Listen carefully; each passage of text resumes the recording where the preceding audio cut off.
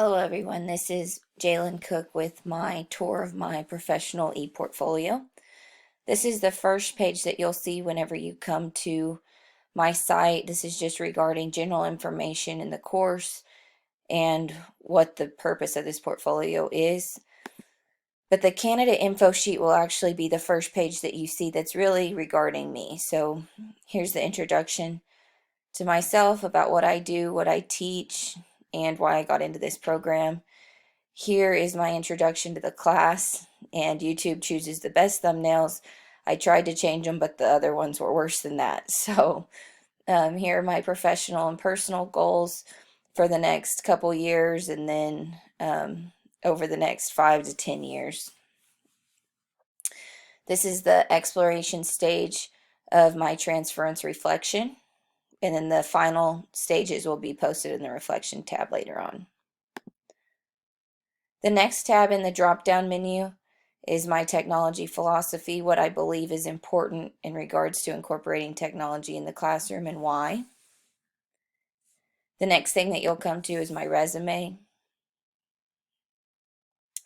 I tried to be concise in how I put my resume on here, but I tried to also include all the things that I believed were important. And here is a list of my references also.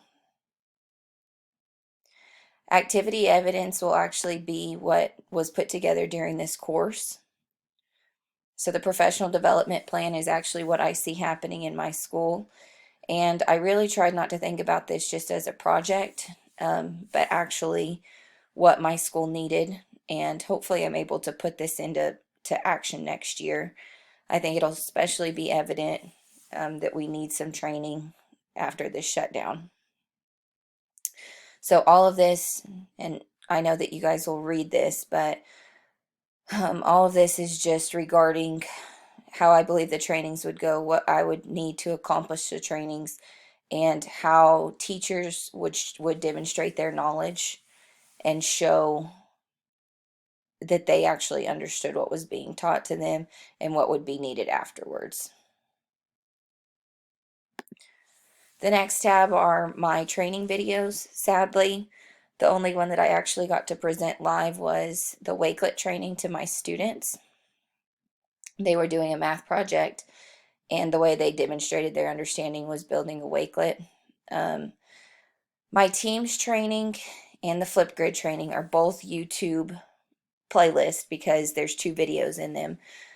These are actually the trainings that I was planning on conducting in person, but because of the shutdown, I had to train them virtually, and I think it was actually more beneficial than I thought, because this is Microsoft Teams is actually the platform that we're using to communicate with our students and families during this shutdown. And a lot of teachers are also using Flipgrid to check in with their students just so we can see their faces.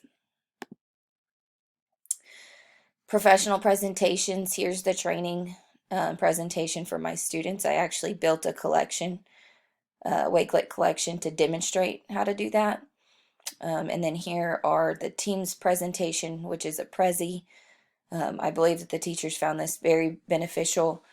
And then this is a Google Slides for Flipgrid. My article summaries. The first one is regarding the need for professional development when incorporating technology. Just the fact that teachers can't be left on their own and expected to figure it out. And I think that's evident now more than ever. I couldn't find an article I really loved about Flipgrid, so I found one about video technology to incorporate assessment feedback. And I really believe that Flipgrid could take the place of the stuff that is being talked about in here in regards to when students hear our voices, they're able to better understand what's going on.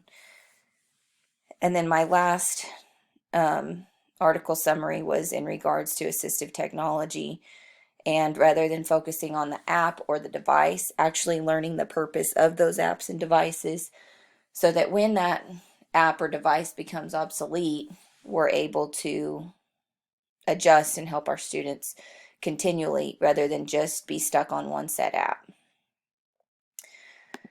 My extra resources were broken down into the training videos for teachers. So some of these were created from past classes and our videos. The Khan Academy tutorial was from the beginning of this school year. Here's another playlist from YouTube regarding just 5 new technology tools. This is actually broken down into instruction for students, so some of it's explaining how to do something. This was actually created using Google Draw and was just a drag and drop problem for kids. And then this is explaining how to put together their math binder using Book Creator. And then these are community resources. This is my classroom site through Google. And this was a school map that I had to create through draw.io, demonstrating how we were going to get all the kids in and out using social distancing during the COVID shutdown. So things that we would have never thought we would use, but or especially for that purpose. The last thing is the reports, which will be posted after comps as far as this one goes for faculty review. And then the peer review form, which I'm still waiting on from a couple. This will be one from a peer in my class and then another one from an outside peer. The last thing is my transference reflection, and I haven't finished this as I still have to do the last stage of it. This is just regarding my time and my reflection on the program itself and my time at FHSU. And then the last thing that will be posted underneath this will be this video that I am creating right now.